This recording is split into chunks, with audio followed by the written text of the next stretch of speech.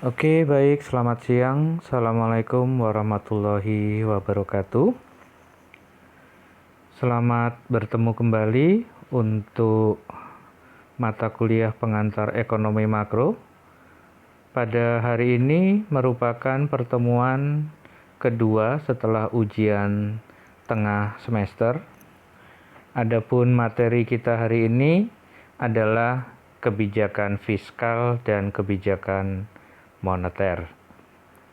Akan tetapi pada pertemuan kali ini, dalam slide ini, kita akan lebih memfokuskan pada kebijakan fiskal. Untuk kebijakan moneter, kita akan bahas pada pertemuan berikutnya. Kita mulai dari outline untuk kebijakan fiskal. Adapun lingkup yang akan kita bahas dalam kebijakan fiskal ini, yang pertama adalah tentunya kita akan membahas tentang konsep kebijakan fiskal, kemudian tujuan dari kebijakan ekonomi makro. Jadi dua hal ini akan mengawali kita dalam khasanah ekonomi makro. Kebijakan ekonomi makro itu terdiri dari kebijakan apa saja. Kemudian kita masuk kebijakan fiskal. Kebijakan fiskal di sini kita akan melihat instrumen apa yang akan bisa digunakan dalam kebijakan fiskal, kemudian kelebihan dan kekurangan dari masing-masing instrumen tersebut. Kemudian dalam kebijakan fiskal ini kita juga akan membahas terkait dengan kebijakan fiskal yang disengaja. Kemudian untuk materi kebijakan moneter, nanti kita akan membahas pula instrumen-instrumen kebijakan moneter, kemudian efektivitas kebijakan moneter, dan kebijakan fiskal, serta kebijakan pengendalian harga. Mari kita mulai dari sub-bahasan yang pertama, yaitu jenis kebijakan dalam makroekonomi. Secara garis besar, dalam makroekonomi ada 4 jenis kebijakan yang bisa ditempuh oleh pemerintah untuk mengendalikan kondisi perekonomian di suatu negara. Kebijakan yang pertama adalah kebijakan fiskal, kemudian kebijakan moneter, yang ketiga kebijakan penentuan harga, dan yang keempat adalah kebijakan luar negeri. Nah, ini adalah 4 jenis kebijakan, akan tetapi dalam kenyataannya seringkali pemerintah sulit membedakan mana yang murni kebijakan fiskal, mana yang murni kebijakan moneter, mana yang murni kebijakan penentuan harga, termasuk kebijakan luar negeri. Jadi seringkali pemerintah menentukan sebuah kebijakan itu adalah kebijakan yang menggabungkan paling tidak 2 jenis kebijakan. Misalnya pemerintah menentukan kebijakan fiskal, di mana kebijakan fiskal itu ditempuh juga atau digabungkan dengan instrumen-instrumen kebijakan moneter. Misalnya, pemerintah menentukan kebijakan tentang pajak, akan tetapi pajak itu dikenakan untuk masyarakat yang memegang uang, atau pajak yang ditetapkan untuk tabungan-tabungan masyarakat. Pajak adalah instrumen kebijakan fiskal, sementara pengendalian jumlah uang yang dikenai oleh kebijakan itu adalah masuk kebijakan moneter. Nah, sehingga dalam kenyataannya kombinasi dari 2 kebijakan ini seringkali disebut dengan monetary fiscal policy atau kebijakan fiskal moneter, atau gabungan kebijakan fiskal dan kebijakan moneter. Nah, apa itu kebijakan fiskal? Mari kita bahas untuk slide berikutnya. Nah, pada dasarnya 4 kebijakan tersebut dalam ekonomi makro, tujuan besarnya ada 3. Tujuan besar yang pertama yang ingin dicapai oleh pemerintah dengan menggunakan 4 jenis kebijakan tersebut, yang pertama adalah tingkat kesempatan kerja yang tinggi. Jadi apapun kebijakan pemerintah, tujuan utamanya adalah untuk mendorong tingkat kesempatan kerja yang tinggi. Kenapa? Karena tingkat kesempatan kerja yang tinggi ini akan menjadi multiplier bagi kegiatan-kegiatan ekonomi lain. Selain itu, tingkat kesempatan kerja itu akan menentukan aktivitas-aktivitas kebijakan ekonomi yang lain. Misalnya, tingkat kesempatan kerja yang ada itu relatif kecil. Hal ini tentunya akan mengakibatkan masalah mendasar dalam perekonomian, yaitu terjadinya pengangguran atau yang disebut dengan unemployment. Terjadinya pengangguran tentunya akan memunculkan masalah-masalah lain, baik masalah yang bersifat ekonomi maupun masalah-masalah yang bersifat non-ekonomi. Ya. Masalah ekonomi, kesempatan kerja tentunya akan mengakibatkan melemahnya daya beli masyarakat. Melemahnya daya beli masyarakat akan mengakibatkan barang yang dihasilkan tidak mampu terserap oleh pasar. Ketidakmampuan terserap oleh pasar, barang-barang itu akan mengakibatkan kapasitas produksi secara nasional akan mengalami penurunan. Investasinya akan turun, konsumsi akan turun, pajak yang akan dipungut oleh pemerintah juga akan turun sehingga pendapatan pemerintah turun, dan ini menimbulkan dampak yang luas pada perekonomian. Itu apabila kita bicara pada aspek ekonomi. Aspek non-ekonomi juga akan dimunculkan dari adanya pengangguran. Tingginya angka pengangguran akan mengakibatkan gejolak-gejolak dan masalah-masalah sosial yang terjadi di masyarakat.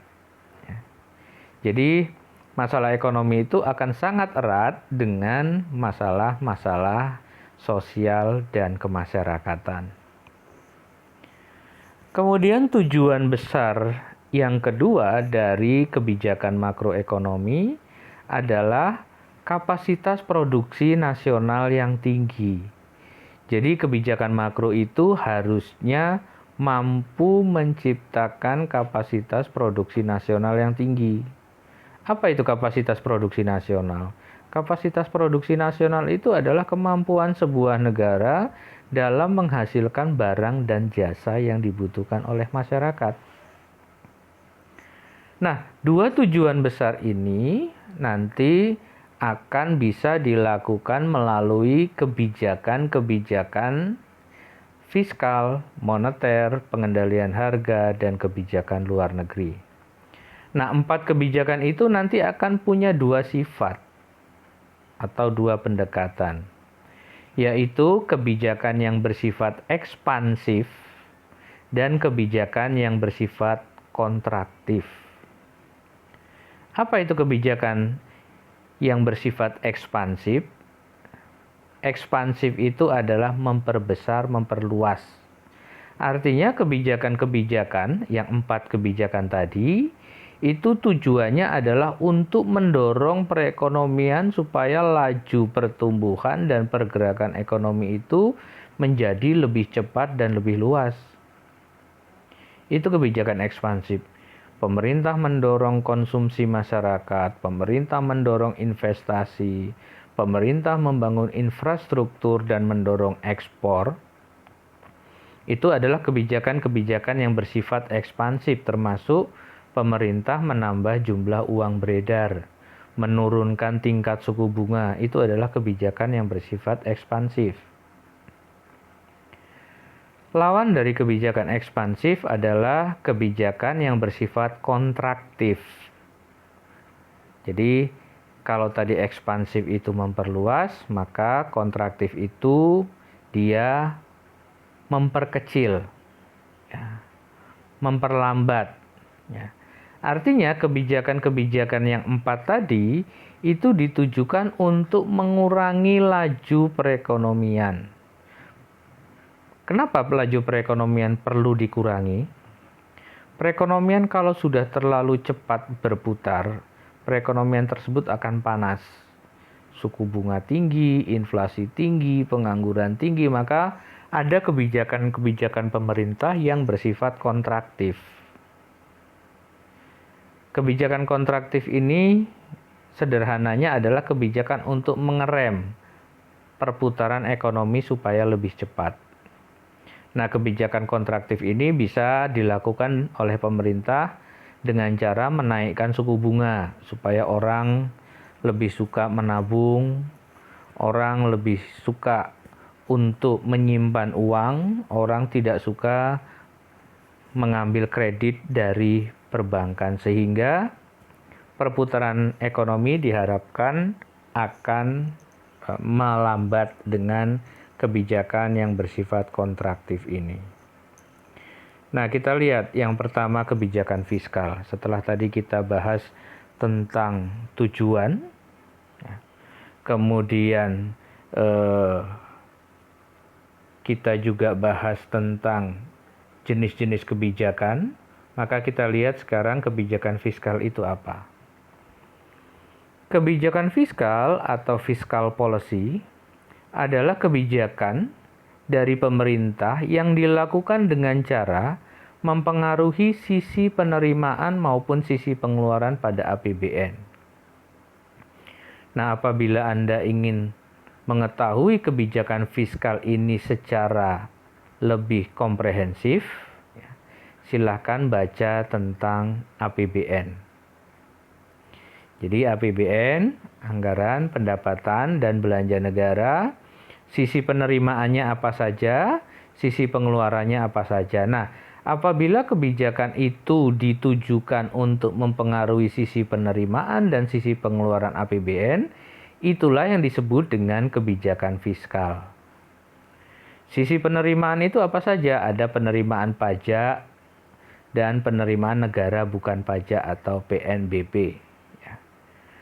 Apabila pemerintah mengeluarkan kebijakan terkait dengan pajak, maka itulah yang disebut dengan kebijakan fiskal.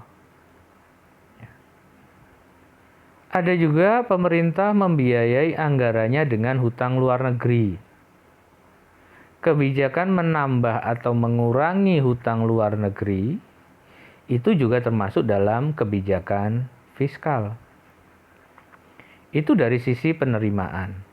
Dari sisi pengeluaran, kebijakan fiskal juga bisa ditempuh oleh pemerintah. Pengeluarannya apa? Pengeluaran pembangunan, pengeluaran rutin, dan pengeluaran lain-lain. Pemerintah menaikkan gaji pegawai. Itu termasuk kebijakan fiskal. Pemerintah menaikkan subsidi atau harga dari BBM, itu kebijakan fiskal. Jadi kebijakan fiskal itu sederhananya adalah seluruh kebijakan pemerintah yang itu terkait dengan sisi penerimaan dan sisi pengeluaran pada APBN. Jadi kalau pemerintah menentukan jenis pajak baru atau menghapuskan pajak baru, atau pemerintah memberikan subsidi, atau sebaliknya pemerintah memberikan kenaikan harga, maka itu disebut dengan kebijakan fiskal. Itu definisi kebijakan fiskal secara sederhana. Nah, kemudian dalam kebijakan fiskal yang terkait dengan APBN tadi, pemerintah juga memiliki cara-cara atau opsi-opsi untuk membiayai defisit anggaran.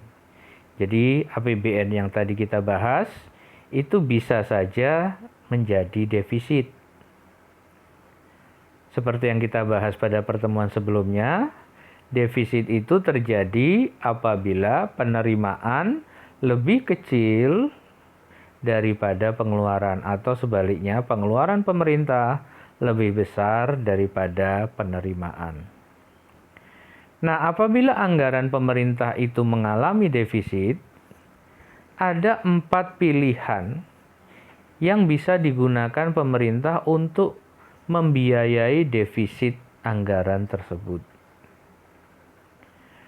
Dari apa saja pembiayaan defisit anggaran itu bisa dipilih oleh pemerintah? Ada 4. Yang pertama yaitu pemerintah bisa menutup defisit anggaran dari pajak. Kemudian yang kedua, defisit anggaran bisa ditutup dengan cara pemerintah meminta kepada Bank Indonesia untuk mencetak uang baru. Kemudian opsi ketiga, untuk menutup defisit anggaran, pemerintah bisa melakukan pinjaman terhadap masyarakat dalam negeri. Dan yang keempat, melakukan pinjaman terhadap masyarakat luar negeri.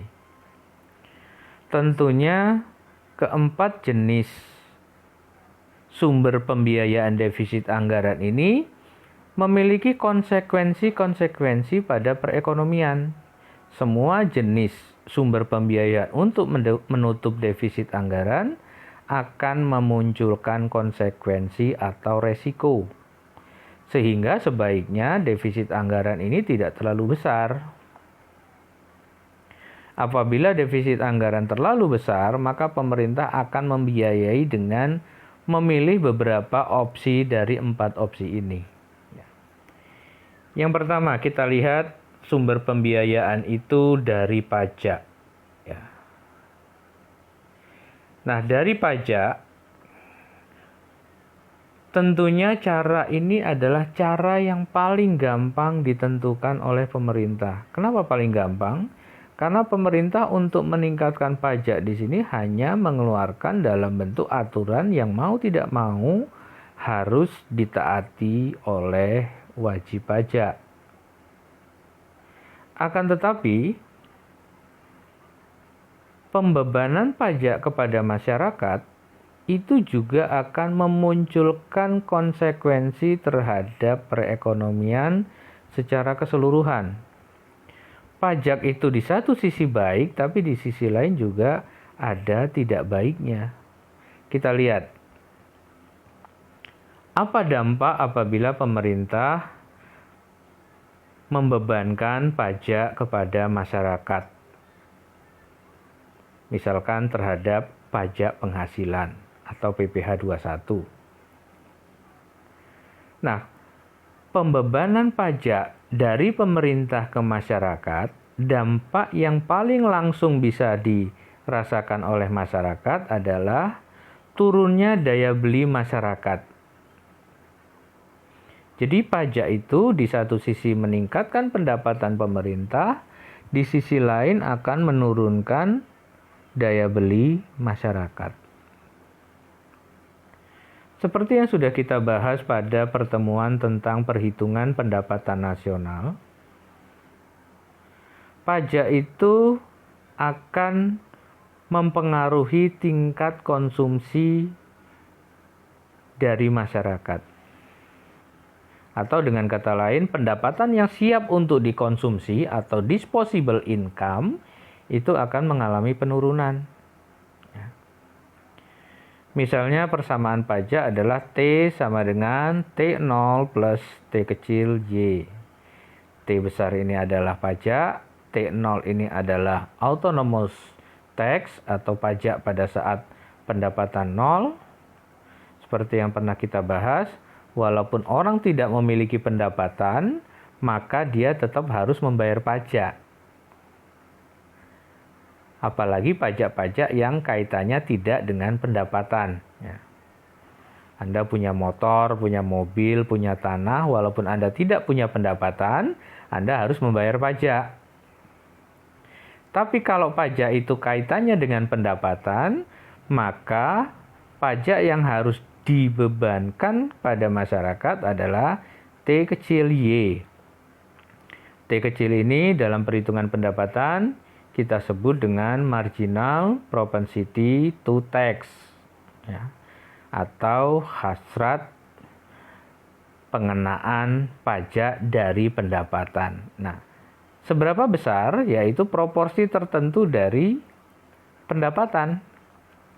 Pajak yang ditetapkan di Indonesia itu bersifat progresif, artinya semakin tinggi tingkat pendapatan seseorang, maka pajak yang harus ditanggung persentasenya juga semakin meningkat. Itu yang dinamakan dengan pajak progresif.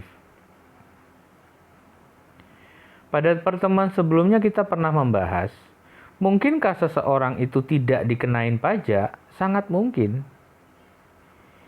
Jadi kalau pendapatan seseorang itu belum layak dikenain pajak, maka orang itu tidak harus membayar pajak, atau dalam istilah perpajakan disebut dengan PTKP, pendapatan tidak kena pajak. Jadi kalau Anda ingin tidak membayar pajak, pendapatannya harus di bawah 54 juta setahun. Jadi kalau nggak mau bayar pajak, jadilah orang miskin sehingga tidak harus membayar pajak. Tapi semakin kaya, maka besarnya pajak yang harus dibayarkan juga semakin tinggi. Ya. Jadi lebih baik kita membayar pajak, tapi pendapatannya juga tinggi. Nah, akibat pengenaan pajak di sini, maka YD ini adalah disposable income, itu adalah Y min TX plus TR.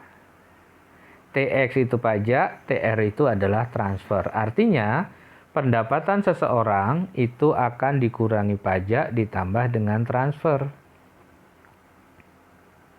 Nah, dengan demikian, semakin besarnya defisit anggaran pemerintah, maka apabila pemerintah membiayainya dengan pajak, maka akan muncul berbagai jenis pajak. Pemerintah bisa melakukan kenaikan pajak itu dengan dua cara, yaitu intensifikasi pajak dan ekstensifikasi pajak. Intensifikasi pajak artinya pajak yang sudah ada itu dipungut lebih intensif. Ekstensifikasi itu artinya memunculkan atau mencari jenis-jenis pajak baru untuk meningkatkan pendapatan pajak. Itu bedanya. Jadi pemerintah menaikkan pajak itu bisa melalui intensifikasi, bisa juga melalui ekstensifikasi. Ya. Intensifikasi itu sekali lagi adalah pajak yang ada dipungut, dikelola secara lebih intensif, dan ekstensifikasi itu munculnya jenis-jenis pajak yang baru. Ya. Jadi yang selama ini belum ada pajaknya dibuat aturan oleh pemerintah supaya dikenai pajak. Nah, kemudian jenis pembiayaan dari defisit anggaran pemerintah yang kedua, yaitu dari pinjaman kepada bank sentral. Ya. Nah, dari mana pemerintah bisa meminjam kepada bank sentral atau Bank Indonesia? Ya. Mekanismenya seperti yang ada pada gambar berikut ini. Yang pertama, pemerintah membiayai defisit anggaran dari meminjam ke bank sentral. Ya. Jadi kalau pemerintah mengalami defisit, kemudian pemerintah mengatakan kepada bank sentral atau Bank Indonesia, membutuhkan sejumlah anggaran untuk menutup defisit anggaran tersebut. Lalu apa yang dilakukan oleh bank sentral? Bank sentral akan mencetak uang baru untuk membiayai defisit tersebut. Konsekuensinya apa? Konsekuensinya adalah apabila bank sentral mencetak uang baru, maka jumlah uang beredar akan meningkat. Peningkatan jumlah uang beredar seperti bab sebelumnya ini akan mengakibatkan terjadinya inflasi. Nah, kita lihat konsekuensi dari mencetak uang baru adalah inflasi. Yang pertama tadi, konsekuensi dari pengenaan pajak adalah menurunnya daya beli masyarakat. Dua jenis pembiayaan defisit anggaran ini sama-sama memiliki konsekuensi. Pajak mengakibatkan daya beli turun, kapasitas produksi nasional akan turun karena masyarakat tidak mampu membeli, yang akhirnya akan memunculkan pengangguran. Pengangguran tadi akan memunculkan dampak ekonomi dan non-ekonomi. Lalu defisit yang kedua, ini akan mengakibatkan terjadinya inflasi sama. Pendapatan masyarakat juga akan turun secara real. Kalau pendapatan masyarakat turun secara real, multiplier effect-nya akan besar. Ada efek domino. Satu kejadian akan memunculkan kejadian-kejadian lain yang beruntutan. Jadi dengan kata lain, apabila pemerintah mengalami defisit anggaran yang semakin besar dan dibiayai dengan mencetak uang, maka yang terjadi adalah terjadinya inflasi, turunnya daya beli, turunnya kapasitas produksi nasional, pengangguran, dan lain-lain. Jadi kita lihat dua sumber pembiayaan defisit anggaran sama-sama memunculkan konsekuensi. Kita lihat sumber pembiayaan defisit yang ketiga, yaitu pinjaman pada masyarakat dalam negeri. Bagaimana bentuk pinjaman masyarakat dalam negeri dan apa konsekuensinya? Yang pertama, pemerintah dapat menghimpun dan meminjam dana dari masyarakat dalam negeri untuk membiayai defisit anggarannya dengan cara menerbitkan surat utang negara. Atau sering kita singkat dengan SUN, S-U-N. Pemerintah juga bisa menerbitkan obligasi. Nah, surat utang negara atau obligasi yang diterbitkan oleh pemerintah itu merupakan sebagai bentuk pernyataan hutang pemerintah kepada masyarakat. Apabila dijual di dalam negeri, di pasar uang dalam negeri, atau di float, maka masyarakat akan membeli surat utang dan obligasi tersebut, dan itu akan mengakibatkan pemerintah mendapatkan uang, tapi pemerintah mengeluarkan surat pernyataan hutang pada masyarakat. Apa motif masyarakat mau membeli surat utang dan obligasi yang ditawarkan pemerintah? Tentunya masyarakat berharap surat utang maupun obligasi itu akan memberikan penghasilan dalam bentuk persentase bunga atau keuntungan yang akan didapatkan apabila masyarakat memegang surat utang dan obligasi yang diterbitkan oleh pemerintah. Pada saat jatuh tempo, pemerintah harus membayar harga obligasi maupun surat utang itu plus dengan tingkat bunga yang ditetapkan. Masyarakat akan tertarik untuk membeli apabila surat utang dan obligasi itu lebih menguntungkan dibandingkan masyarakat menyimpan dalam bentuk portofolio lain. Karena di sini tidak fleksibel untuk dicairkan pada waktu-waktu tertentu, maka harusnya surat utang dan obligasi ini bunga yang diberikan tentunya akan lebih besar daripada bunga apabila masyarakat menyimpan uangnya di bank. Sehingga kita tahu pemerintah harus menawarkan suku bunga yang lebih tinggi supaya menjadi daya tarik masyarakat untuk membeli. Surat utang ini bisa jangka pendek, jangka panjang, maupun jangka sangat panjang. Misalnya dalam kondisi COVID-19 saat ini, pemerintah berencana mengeluarkan pandemic bond atau obligasi pandemik. Kenapa hal itu dilakukan? Ya karena pemerintah sudah tidak punya uang. Ingin hutang ke luar negeri, dunia mengalami kesulitan yang sama. Pemerintah mengeluarkan surat hutang biasa, takut jatuh tempo nanti tidak bisa membayar, maka pemerintah mengeluarkan pandemic bond. Pandemic bond itu akan berjangka waktu 50 tahun. Ini yang menjadi banyak perdebatan dan diskusi di tengah masyarakat.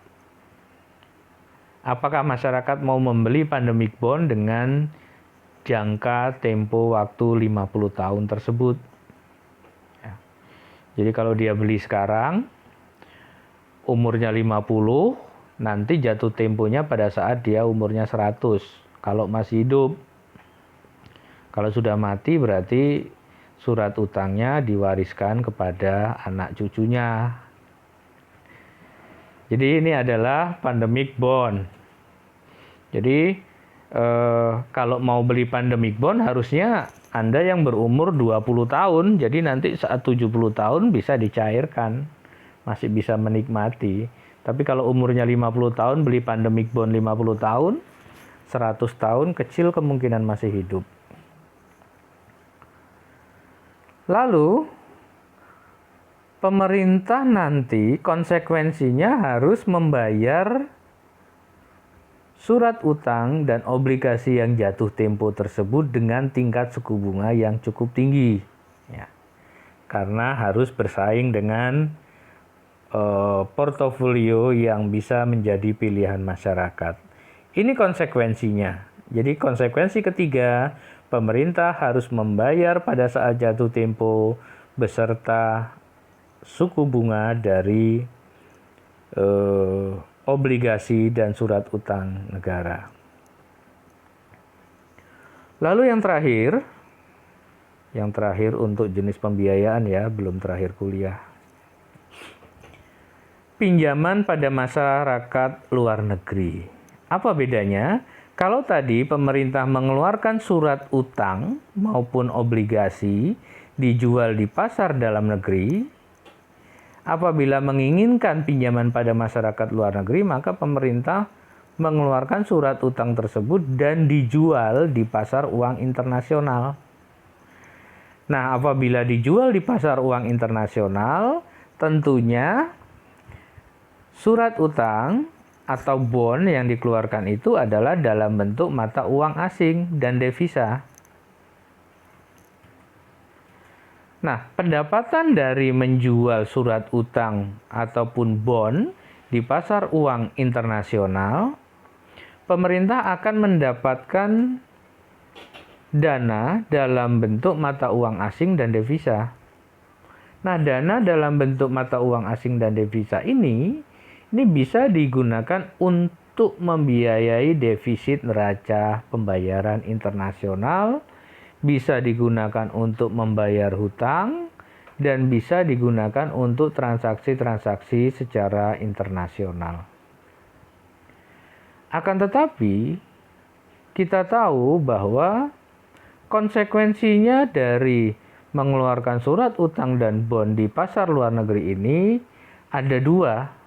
Selain membayar pada saat jatuh tempo, membayar suku bunga, dan juga apabila terjadi perubahan kurs, maka pemerintah akan menanggung kerugian karena terjadinya perubahan kurs, terutama apabila kursnya mengalami depresiasi. Ya. Jadi apabila pemerintah itu hutang pada saat nilai devisa nilai tukarnya itu 15.000, kemudian pada saat jatuh tempo dia harus membayar pada kurs 15.000, maka akan terjadi kenaikan kewajiban membayar dari bonds tersebut. Sehingga konsekuensinya lebih besar dibandingkan dengan apabila menjual di pasar dalam negeri. Jadi keempat sumber pembiayaan ini memunculkan konsekuensi resiko bagi pemerintah. Dari pajak, mencetak uang, pinjam pada masyarakat dalam negeri dan pada masyarakat luar negeri, semua punya resiko. Nah, sekarang pertanyaannya, pertinyi ini, yaitu dari keempat sumber pembiayaan ini, mana yang paling kecil resikonya dan mana yang paling besar resikonya? Silahkan dilogikakan. Nah, berdasarkan urutan yang sudah saya buat, itu adalah urutan dari mulai resiko yang paling kecil sampai resiko yang paling besar. Jadi resiko yang paling kecil adalah pajak, mencetak uang baru, pinjam masyarakat dalam negeri, dan pinjam masyarakat luar negeri. Jadi itu urutan dari resikonya. Ya. Jadi itu adalah jawaban dari apabila Anda ditanya mana yang paling besar resikonya dan mana yang paling kecil resikonya. Ya. Nah, itu adalah 4 jenis sumber pembiayaan apabila terjadi defisit anggaran. Dalam ekonomi makro, ada juga dikenal istilah kebijakan fiskal yang disengaja atau discretionary fiscal policy. Discretionary fiscal policy. Apa itu kebijakan fiskal yang disengaja? Kebijakan fiskal yang disengaja itu adalah kebijakan fiskal yang dilakukan oleh pemerintah untuk mengurangi gelombang konjungtur dengan cara memanipulasi anggaran secara sengaja. Sadar atau tidak sadar, perekonomian itu mengalami pola yang sama. Pola itu akan berulang. Nah, pola itulah yang disebut dengan pola gelombang konjungtur. Gelombang itu mulai naik sampai puncak, kemudian turun, naik lagi. Jadi berpola. Pola perekonomian itu bisa berpola 10 tahunan, 50 tahunan, 100 tahunan. Ya. Jadi seperti virus yang terjadi saat ini adalah pola 100 tahunan. Jadi kejadian ini akan terjadi lagi kemungkinan 100 tahun yang akan datang. Nah, lalu adanya pola konjungtur yang bisa ditebak atau diperkirakan oleh pemerintah ini, pemerintah bisa memanipulasi. Memanipulasi ini adalah mengantisipasi dengan cara menaikkan dan menurunkan. Ya. Bagaimana caranya? Caranya adalah pemerintah mengeluarkan atau mengubah peraturan tentang instrumen-instrumen dalam kebijakan fiskal. Menaikkan pajak, menurunkan pajak, menaikkan harga, mengurangi subsidi, itu adalah bentuk-bentuk dari discretionary fiscal policy. Nah, inilah bentuk campur tangan pemerintah dalam perekonomian apabila pemerintah menginginkan terjadinya diskresi kebijakan fiskal. Nah, ini adalah contoh dari kebijakan fiskal di mana pemerintah menentukan kebijakan di mana kebijakan itu akan berpengaruh pada konsumsi dan tabungan. Jadi fungsi konsumsi adalah C sama dengan 40 miliar rupiah ditambah 0,75 YD dan pemerintah menerapkan pajak sebesar 30 miliar rupiah. Nah, dari data itu kita akan menghitung besarnya konsumsi dan tabungan sebelum adanya pajak dan berapa pengeluaran konsumsi setelah adanya pajak. Nah, kita lihat, ini jawabannya. Ya. Saya yang buat soal, saya yang jawab. Gitu. Anda harus tahu nanti, besok kalau ujian, saya yang buat soal, Anda yang jawab. Kita lihat. Yang pertama, besarnya konsumsi dan tentunya tabungan apabila tanpa adanya pajak. Ya. C sama dengan 40 plus 0,75 YD. YD-nya adalah 120, pajaknya 0, transfernya 0. Yang di dalam kurung ini adalah 120 itu TX. Tadi rumusnya YD sama dengan Y min TX plus TR ya. Jadi Y-nya 120, TX-nya 0 tanpa transfer. Sehingga 40 plus 0,75 dikali 120 sama dengan 90. Sehingga besarnya konsumsi masyarakat adalah 130 miliar tanpa adanya pajak. Nah, besarnya tabungan bisa kita hitung S sama dengan YD min C. YD-nya tadi 120 min 0 plus 0 atau tetap 120, konsumsinya 130 ya. Nah, kita lihat apabila konsumsinya 120 ya, sementara pendapatannya 130, dia bisa positif, akan tetapi yang terjadi saat ini adalah YD-nya itu cuma 120, sementara besarnya konsumsi adalah 130. Sehingga 120 min 130, S-nya minus. Ya. S itu saving, tabungan. Tabungan minus itu sama artinya dengan di-saving. Kalau di-saving itu artinya Anda menabung tapi negatif, atau dengan kata lain, Anda mengambil tabungan untuk melakukan konsumsi. Tapi kalau Anda punya uang disetorkan ke bank, itu namanya saving. Itu beda antara saving dan di-saving. Karena saving itu nilainya minus, artinya Anda mantap makan tabungan. Ya. Nah, kemudian sekarang ada pajak. Ya. C0 sama dengan C dikurangi C kecil TX. Ya, jadi ini adalah besarnya konsumsi setelah adanya pajak. Ya. Pajaknya tadi ditentukan 30 miliar.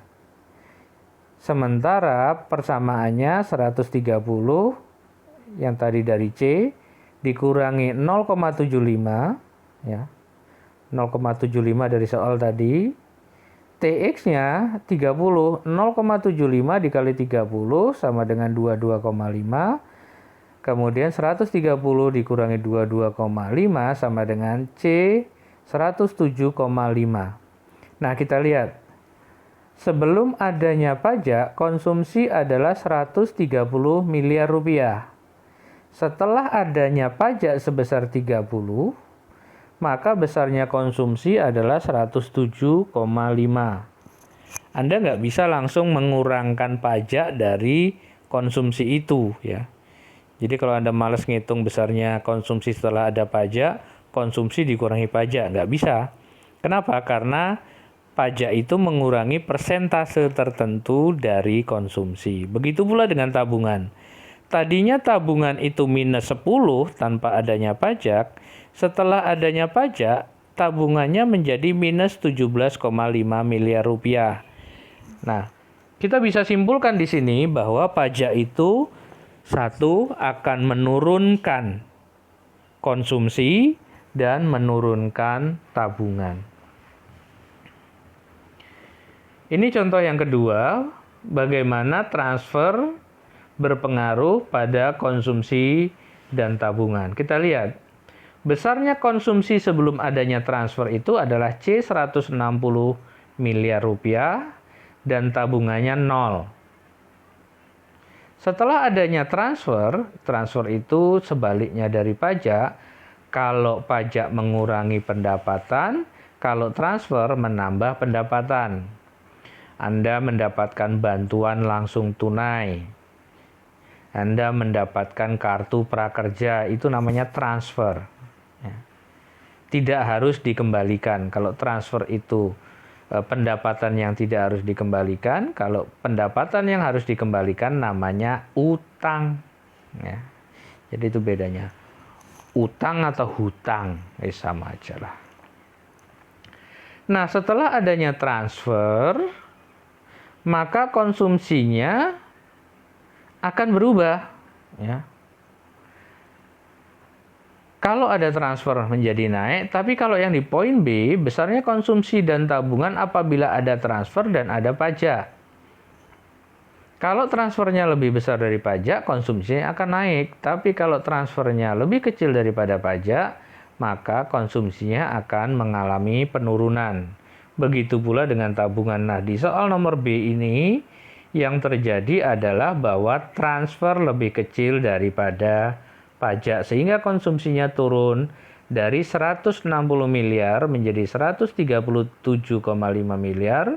Dan tabungannya tadinya 0, sekarang minus 7,5 miliar. Nah, materi tambahan untuk pendapatan fiskal di sini di tingkat daerah, kalau tadi kita bicarakan pada level nasional, di tingkat daerah ada yang disebut dengan pendapatan daerah. Nah, pendapatan daerah itu terdiri dari 2 poin besar, yaitu pendapatan asli daerah dan dana perimbangan. Pendapatan asli daerah atau yang sering kita kenal dengan istilah PAD itu berasal dari 4 sumber. Ada pajak, ada retribusi, ada hasil pengelolaan kekayaan daerah yang dipisahkan, dan lain-lain PAD yang sah. Sementara dana perimbangan ini adalah dana yang diberikan dari pemerintah pusat kepada pemerintah daerah. Ada DAK, DAU, bagi hasil pajak, dan lain-lain pendapatan. Nah, kita lihat, ini tujuan pajak. Ini akan Anda pelajari pada saat nanti Anda mata kuliah perpajakan. Jadi tidak perlu saya jelaskan pada mata kuliah ini. Ya. Nah, konsep yang terakhir yang akan saya jelaskan, ini adalah slide terakhir, yaitu adalah model Leviathan. Kita lihat pada kurva Leviathan di sini terbentuk bahwa kurva itu melengkung balik ke belakang, atau dalam istilah bahasa Inggrisnya backward bending. Backward bending.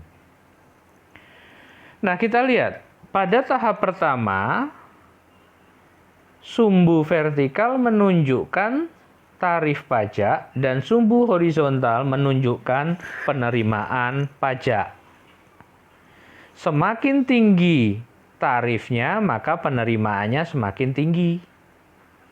Tapi pada titik tertentu, apabila semua dipajakin oleh pemerintah, maka pendapatan pemerintah itu justru akan berkurang. Kenapa? Orang akan cenderung untuk menghindari pajak atau tax averse. Orang akan menghindari pajak karena mereka sakit hati semua dikenain pajak oleh pemerintah, atau mereka akan melarikan uangnya ke luar negeri untuk menghindari pajak tersebut. Jadi pajak semakin naik, pendapatan pemerintah pada titik tertentu akan semakin menurun. Atau seperti yang kita lihat tadi, adanya pajak itu menurunkan tingkat pendapatan masyarakat. Lama-lama masyarakat nggak bisa belanja karena dipajekin semua. Nah, ini dampak dari model yang disebut dengan model Leviathan. Itulah kira-kira untuk materi kebijakan fiskal. Silakan disimak, dibaca lagi untuk dipahami. Demikian pertemuan kali ini. Terima kasih.